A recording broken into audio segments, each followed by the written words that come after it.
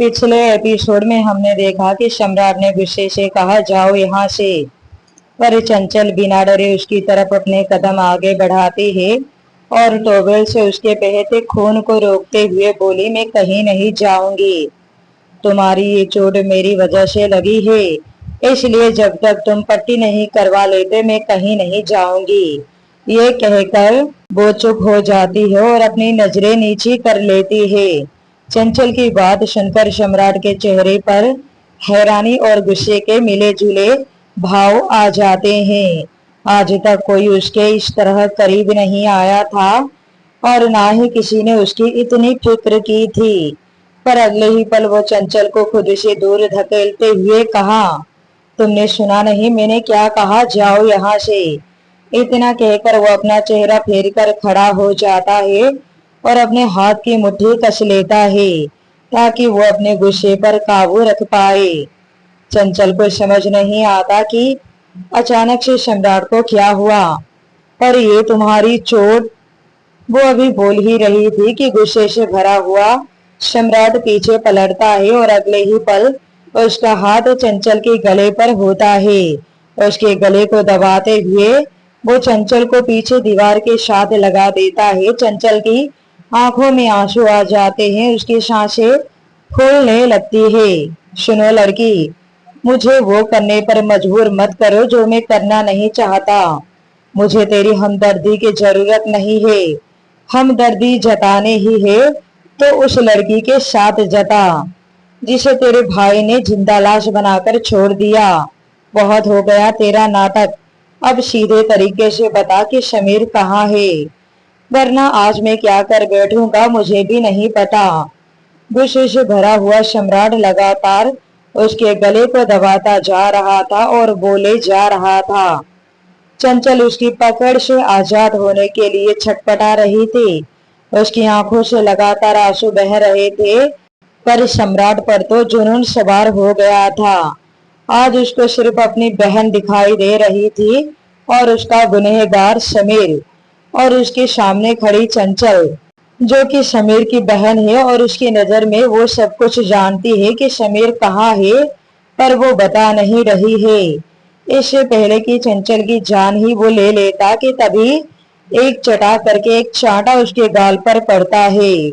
ये कौन आ गया जिसमें इतनी हिम्मत है कि सम्राट को चांटा मार सके।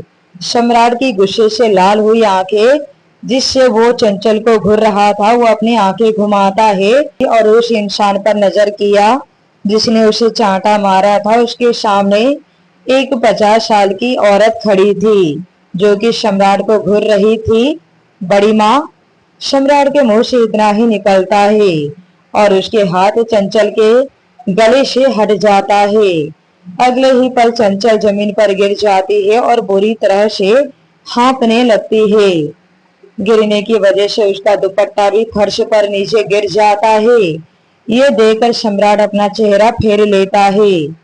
वो औरत जल्दी से चंचल को संभालती है, लो बेटा पानी पियो। लगभग वो पानी के गिलास को उसके होठों से लगाते हुए बोलती है। चंचल पानी नहीं पीती और ना ही उसे पिया जा रहा था। हाँफने की वजह से उसे खांसी आ रही थी। वो औरत उसकी पीठ को सहलाते हुए बोली, ये क्या हरकत है सम्राट, मार डालेगा क्या इसे? अपने गुस्से में तो कब से हैवान बनने लग गया है।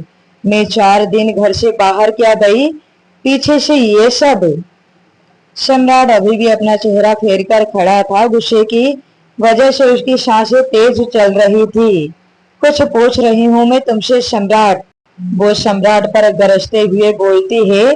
आप नहीं जानती बड़ी माँ, इसके भाई ने हमारी आरोही के साथ। कहते कहते वो चुप हो जाता है। 2 मिनट के लिए खामोशी छा जाती है। मुझे कोई शौक नहीं है इसे मारने का या गुस्सा करने का। कितनी बार पूछ चुका हूँ कि समीर के बारे में बता दे और चली जा यहाँ से, पर यह है कि अपने भाई को बचाना चाहती है लेकिन बचा नहीं पाएगी। चाहे कितनी भी कोशिश कर ले, कितना भी सच छुपा ले, पर बचा नहीं पाएगी अपने भाई को। ले जाइए इसे यहाँ से। इतना कहकर वो सिगरेट जलाकर अपने होठों पर रखता है और कमरे से अटैच्ड पोल साइड की तरफ चला जाता है। वो औरत मन ही मन, कुछ नहीं हो सकता इस लड़के का। वो चंचल की तरफ देखती है जिसकी सांसें अभी भी तेज चल रही थी। दरअसल सम्राट जिसे अभी बड़ी माँ कह रहा था वो उसकी मौसी है। सम्राट के माँ बाप के मौत के बाद उन्होंने दोनों बच्चों को संभाला, पर सम्राट को गलत रास्ते पर जाने से रोक नहीं पाई। और इस औरत का नाम है शोभा। शोभा जी की शादी को 3 साल हो गए थे, पर वो माँ नहीं बन सकती थी। ये सच्चाई जब उनके ससुराल वालों को पता चली तो उन्होंने खूब बुरा भला कहा और उन्हें घर से निकाल दिया। उनका पति जो उनसे प्यार करने का दावा करता था, वो भी किसी दर्शक की तरह बस कोने में खड़ा होकर ये सब तमाशा देख रहा था। शोभा जी को सबसे ज्यादा दुख इस चीज का था कि उसका पति भी उसका साथ नहीं दिया। उन्होंने भी घर छोड़ दिया और उसी वक्त सम्राट के माँ बाप की मौत हो गई। बस तभी से उन्होंने अपना सारा जीवन दोनों बच्चों को सौंप दिया। पूरी दुनिया में अगर सम्राट किसी से डरता है या किसी की बात मानता है तो वो है उसकी बड़ी माँ शोभा जी। वो बहुत ही नरम स्वभाव की और खूबसूरत दिल की महिला थी। शोभा जी के कदम चंचल की तरफ बढ़ जाते हैं। वो जमीन पर पड़ा उसका दुपट्टा उठाते हैं और उनके गले में डालते हुए बोली, चलो बेटा यहाँ से, तुम सम्राट के पास आई ही क्यों थी? चंचल ने कहा, वो मेरी वजह से उसे चोट लग गई थी, उसके पेट से खून बह रहा था। वो तो मेरी मदद कर रहा था, मैंने ही उसे गलत समझ लिया, चाकू मार दिया मैंने उसके पेट में। मुझे बहुत बुरा लग रहा था उसके लिए। मैंने सोचा कि मुझे माफी मांगनी चाहिए और उसकी मदद करनी चाहिए, बस इसलिए। चंचल की आवाज में कितनी सच्चाई थी ये शोभा जी महसूस कर पा रही थी। और दरवाजे की आड़ में खड़ा सम्राट भी, जिसे कहीं ना कहीं अपने हरकत पर पछतावा हो रहा था। शोभा जी चंचल की तरफ हैरानी से देखती है। क्या हुआ? आप मुझे ऐसे क्यों देख रहे हैं? देख रही हूँ कि तुम रणवीर सिंह की पोती ही हो या कोई और। इतना कहकर वो किचन की ओर चली जाती है। चंचल वहीं खड़ी उसकी बात का मतलब समझने की कोशिश करने लगती है। ठीक उसी वक्त बिरजू गार्डन से अंदर की तरफ आ रहा था। शोभा जी एक प्लेट में खाना लेकर चंचल के पास आती है। खाना खाया तुमने? वो चंचल से सवाल करती है। इससे पहले कि चंचल कुछ बोलती, बिरजू ने बीच में ही कहा, नहीं खाया इन्होंने, जब से आई है तब से इन्होंने कुछ नहीं खाया। कहती है इस घर का पानी भी नहीं पिएगी। शोभा जी ने कहा, पर बच्चे कब तक नहीं खाओगी? कितने दिन भूखी रहोगी? क्योंकि जब तक सम्राट को समीर नहीं मिल जाता तब तक वो तुम्हें छोड़ेगा नहीं। तबीयत खराब हो जाएगी तुम्हारी। वो सब मुझे नहीं पता आंटी, पर मैं नहीं खाऊंगी। वो अभी बोल ही रही थी कि सम्राट कमरे के अंदर आता है और चंचल की तरफ देखते हुए बोला, नहीं खाना है तो मत खाओ, पर बताओ समीर है कहाँ और जाओ यहाँ से। मैं पहले से ही बता चुकी हूँ कि मेरा भाई कुछ गलत नहीं कर सकता। दूसरी बात तो ये है कि मुझे सच में नहीं पता कि वो कहाँ है, और अगर पता होता तो भी मैं तुम्हें नहीं बताती। चंचल सम्राट को घूर रही थी तो वहीं सम्राट भी चंचल को घूर रहा था। शोभा जी ने दोनों को देखते हुए कहा, बस बस करो तुम दोनों, कितना लड़ते हो तुम दोनों। सम्राट चंचल की तरफ देखते हुए कहा, इससे कह दीजिए बड़ी माँ खाना खा ले, क्योंकि अब ये लड़ाई बहुत लंबी चलने वाली है। इतना कहकर वो घर से बाहर निकल जाता है। दूसरी तरफ बने छोटे से कॉटेज में चला जाता है। शोभा जी कभी चंचल को देख रही थी तो कभी जाते हुए सम्राट को। मन ही मन ये दोनों ही एक जैसे हैं, गुस्सेल और जिद्दी। ये सोचते हुए वो चंचल के पीछे जाती है। यहाँ हवेली में रणवीर सिंह अपनी तरफ से समीर को ढूंढने की पूरी कोशिश कर रहा था, पर समीर तो क्या, उसकी परछाई का भी पता नहीं चल रहा था। एक काम नहीं होता तुम लोगों से, सबके सब निकम्मे भरे हुए हो। कहीं से भी पता करो, कैसे भी ढूंढो, पर हर हालत में समीर को ढूंढो। वो सम्राट मेरे पोते तक नहीं पहुंचना चाहिए, समझे तुम लोग? अब जाओ जल्दी। अपने आदमियों पर गरजता है रणबीर सिंह। उसकी आवाज से थर थर कांपने लगते हैं सब लोग और तेजी से वहां से निकल जाते हैं। रणबीर सिंह अपना सिर पकड़कर वहीं बैठ जाता है। तभी करुणा जी उसके पास आते हुए बोली, उस मनहूस लड़की को वापस लाना भी है या नहीं? कब तक हम लोग ऐसे हाथ पर हाथ रखकर बैठे रहेंगे? कुछ भी कीजिए पर उसे लेकर आइए। सारा घर बिखरा पड़ा है, मुझसे नहीं होता अब ये काम वाम। रणबीर सिंह अपने गुस्से पर काबू पाते हुए बोला, उसे तो वापस लाना ही होगा, हर हाल में लाना होगा। सालों की गई अपनी मेहनत को मैं यूं ही नहीं जाने दे सकता। इतना इंतजार किया है मैंने ये सारा धन दौलत अपने नाम करवाने का, और जब ये दिन आया तो मैं कैसे पीछे हट जाऊं? बिल्कुल नहीं। चाहे मुझे उसी सम्राट को मारकर ही क्यों ना उसे वापस लाना पड़े। ये कहता हुआ वो घर से बाहर निकल जाता है। ठीक उसी वक्त तनु तैयार होकर कमरे से बाहर निकलती है। ब्लैक जींस रेड कलर का शॉर्ट टॉप पहने वो अपने हील्स से खटखट करती हुई घर से बाहर निकलने लगती है। पीछे से करुणा जी ने पूछा, कहाँ जा रही है तनु? तनु ने मन ही मन, शिट यार, दादी को भी अभी यहाँ बैठना था। वो पीछे मुड़ते हुए बोली, सहेली के घर जा रही हूँ दादी, साथ में पढ़ाई करने के लिए। कोई जरूरत नहीं है कहीं जाने की, घर में इतना काम पड़ा फैला है। तेरी माँ तो वैसे भी कमर दर्द का बहाना बनाकर पड़ी है, अब तू भी बाहर चली जाएगी तो काम कौन करेगा फिर? पर दादी, तनु ने खींचते हुए कहा, पर वर कुछ नहीं, जा वापस जा अपने कमरे में कपड़े बदल। जब तक वो मनहूस वापस नहीं आ जाती तब तक ऐसे ही करना पड़ेगा। तनु सुमेर से मिलने जा रही थी। वो मन महसूस कर रह जाती है और बड़बड़ करते हुए बोली, तो फिर जल्दी से लेकर आओ उसे वापस। खुद तो महारानी वहां ऐश कर रही होगी और हम यहाँ परेशान हो रहे हैं। गुस्से से वो पैर पटकते हुए अपने कमरे में चली जाती है। करुणा जी मन ही मन, सम्राट के घर में ऐश कभी नहीं, उसका तो जीना हराम हो गया होगा।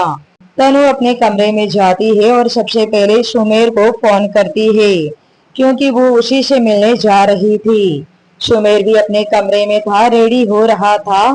तभी उसका फोन रिंग करता है। तनु का नंबर देखकर उसके होठों पर जहरीली हंसी तैर जाती है। वो झट से उसका फोन उठाते हुए बोला, ओह माय गॉड, मैं तुम्हें ही याद कर रहा था जान। कितनी देर में निकल रही हो घर से? मैं आ रहा हूँ तुम्हें लेने। तनु ने कहा, आई एम सॉरी सुमेर, मैं आज आ नहीं पाऊंगी। ये सुनते ही सुमेर की भौहें तन गई।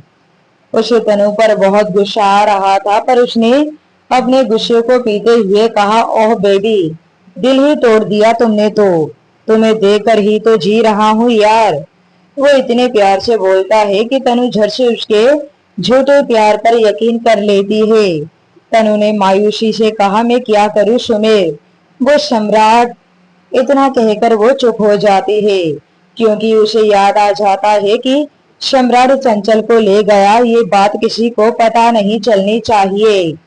सम्राट, इतना सुनते ही सुमेर के कान खड़े हो जाते हैं, क्योंकि वो तनु से प्यार का नाटक ही इसलिए कर रहा है ताकि उसके घर के अंदर की बात उसे पता चल सके। क्या कहा तुमने? तुमने शायद सम्राट कहा अभी अभी। सुमेर जल्दी से बोलता है। तनु ने कहा, नहीं नहीं, ऐसा कुछ नहीं है। अच्छा, कोई आ रहा है, मैं तुमसे बाद में बात करती हूँ, कहकर उसने फोन कर दिया। ये लड़की कुछ तो छुपा गई, पर कोई बात नहीं, पता तो मैं लगा ही लूंगा। सुमेर मन ही मन बोलता है। तभी सुमेर का फोन फिर से रिंग करने लगता है। वो फोन कान पर लगाते हुए बोला, हाँ मैं बस आ ही रहा हूँ। इतना कहकर वो फोन कट करता है, घर से निकल जाता है। उसके घर से बाहर जाते ही रोहन घर पर आता है। देखा बाहर सोफे पर बैठी हुई थी और सुहानी किचन में थी। रोहन अंदर आता है और आते ही सुहानी को आवाज लगाता है। रोहन की आवाज सुनकर सुहानी दौड़कर बाहर आती है और मारे खुशी के रोहन के सीने से लग जाती है। ये देखकर रेखा का मुंह बन जाता है, पर उसे तो इस बात की ज्यादा खुशी थी कि रोहन आया है, मतलब पैसा लाया है, जो वो हर महीने रेखा को दे जाता था। दूसरी तरफ चंचल ऊपर वाले कमरे में चली जाती है। शोभा उसके पीछे पीछे जाती है। खाने की प्लेट अभी भी उनके हाथ में था। चंचल जमीन पर अपना सिर घुटनों में देकर बैठ जाती है। उसे अपनी जिंदगी पर, अपनी किस्मत पर रोना आ रहा था। ना चाहते हुए भी उसके दो आंसू छलक ही जाते हैं, जिन्हें वो तुरंत साफ कर देती है। शोभा जी को उस पर बहुत तरस आ रहा था। वो उसके पास जाती है, प्यार से उसके सिर पर हाथ फेरती है। उनका ममता भरा स्पर्श पाकर चंचल झट से अपना चेहरा ऊपर करके उनकी तरफ देखती है। शोभा जी ने कहा, देखो बेटा, तुम दोनों ही अपनी अपनी जगह पर सही हो। सम्राट की बहन का सवाल है और तुम्हारे भाई का।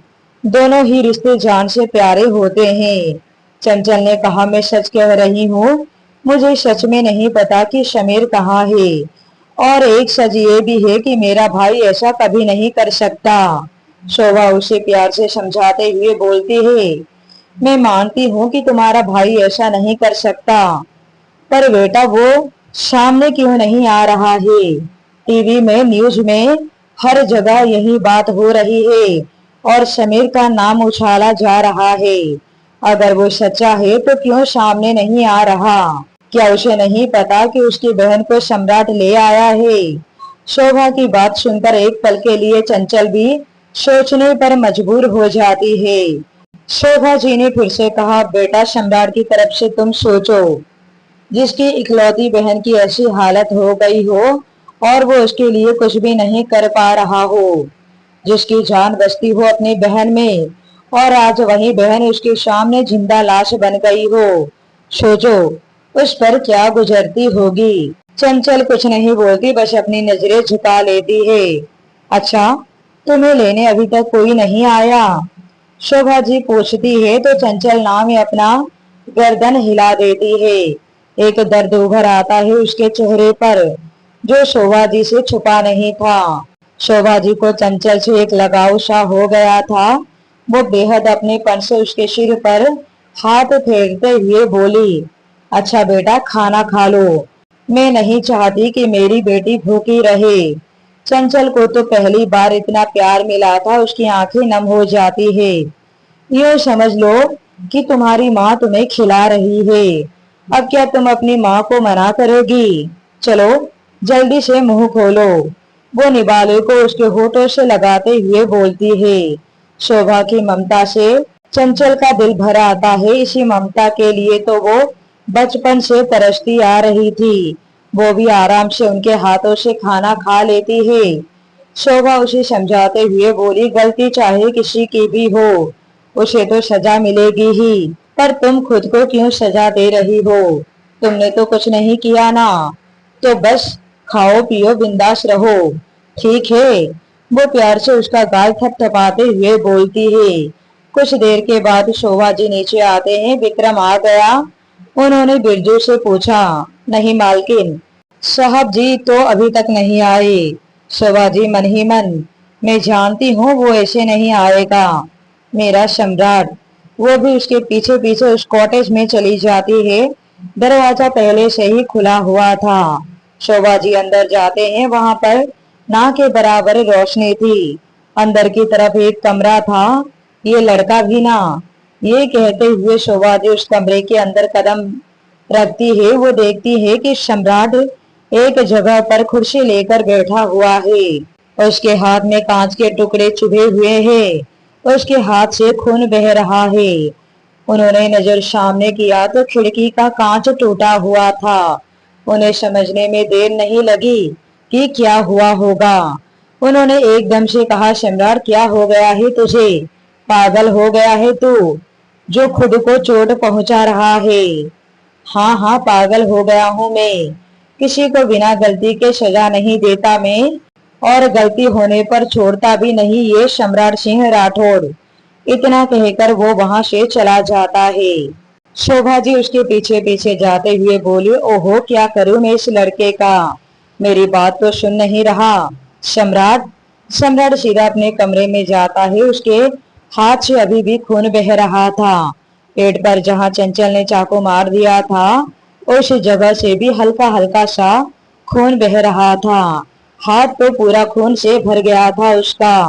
शोभा जी उसके पास जाती है, उसे डांटते हुए कहा, अब तो चुपचाप यहाँ बैठ, खबरदार जो यहाँ से हिला भी तो।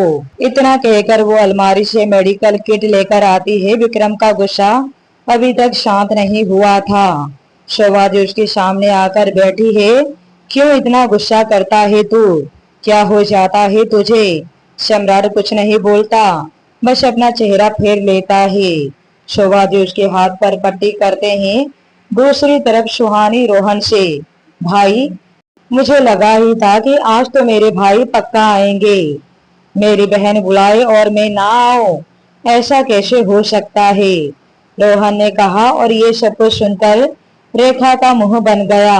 सुहानी रोहन का हाथ पकड़ते हुए बोली, चलिए ना भाई, बैठिए, मैंने आपके लिए कुछ बनाया है। रोहन की नजर रेखा पर पड़ती है तो चल मैं आया।